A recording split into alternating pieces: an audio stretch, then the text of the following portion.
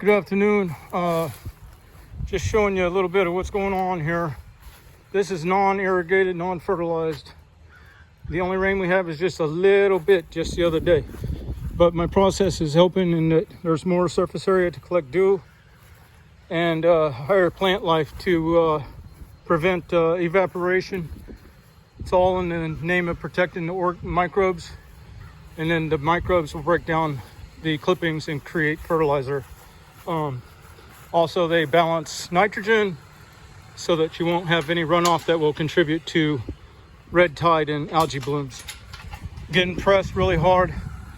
I did a quote the other day and I thought that it was something that I could have a couple days at, and now they're pinching me between other vendors on the time, and then the only time I can do it is also when another vendor's there and it's on a street. I got to back all the way down, and it's tomorrow, and I'd already committed to backtracking on this route to fix 2 sprinklers and catch up on a lawn where the customer wants to be Scooby-Doo or something. I don't know. He won't tell me what he wants.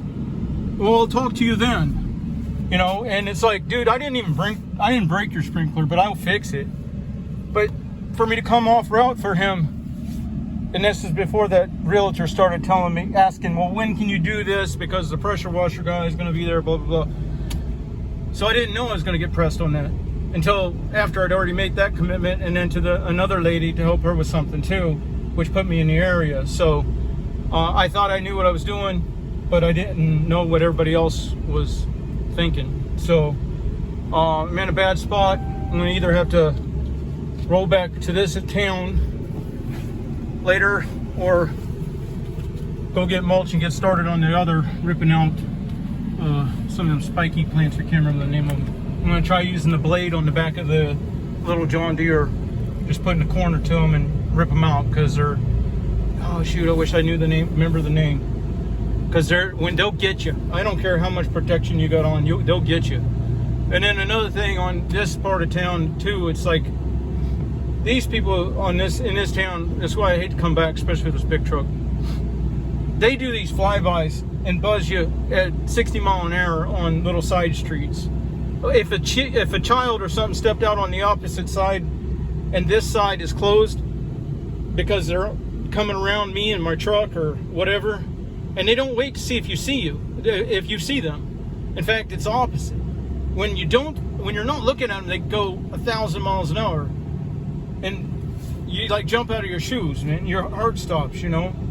I was going to use the technology that they have in cars now and build a little vibration machine on the back of the shirts so that people wouldn't get killed. I mean, but I can't get any traction on my social media. I can't get subscribers. I can't get views or anything like that, because before I went to that, I was doing low hanging fruit. I had this other mass stabilization soft contour tripod set up that was kind of more of a widget, and I was hoping to have some success with that, fund the next thing, and then the next thing, and then the next thing, and all of them were for the benefit of everybody, you know what I mean? But you got to have money to forward these things. So anyway, it's a challenge right now, and but there is light at the end of the tunnel. I resolved that there's going to be no more cleanups for this year, and now I'm going straight mow, and also I'm coming off of the dethatch process, so that'll let me go to one machine, a little flatbed truck with ramps, and now I'll be back in a position of the ability to cover 20 plus yards a day without fatigue and be done by 2 in the afternoon. Okay, you cannot do that with this truck. I like this truck, but you're never gonna do that. You can't get through traffic quick enough. You have to take too many steps to get to the back of the rig to start the application of your tools or your process. Yeah, no, it's not gonna work. But I am glad to have been able to get some of this early season money without going against my values on destruction of the environment. The last thing I want to do is be one of the typical lawn guys who will go out and trade cash or trade living soil for cash, which is kind of what they're all doing. They're out and they'll go lower and they'll go lower, they'll go lower, and they want to quantify quality of cut as evenness on the horizontal plane. Well, you're going to never find that. You're going to always see a backdrop against the light line. You're always going to find a plant that's lower than the top of the plants that you cut.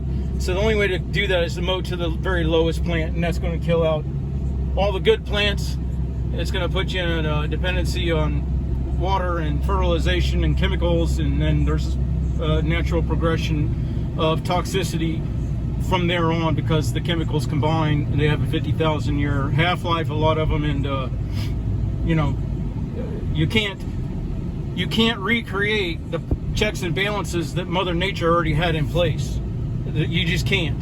Once you break that chain, you're in for the horrific outcome. That's the end process of chemical dependency of a sort, where you want a chemical to fix what the chemical effed up, and it ain't gonna ever happen, because one's coming out of the laboratory, one's a natural check and balance. All right, I got to get back to work.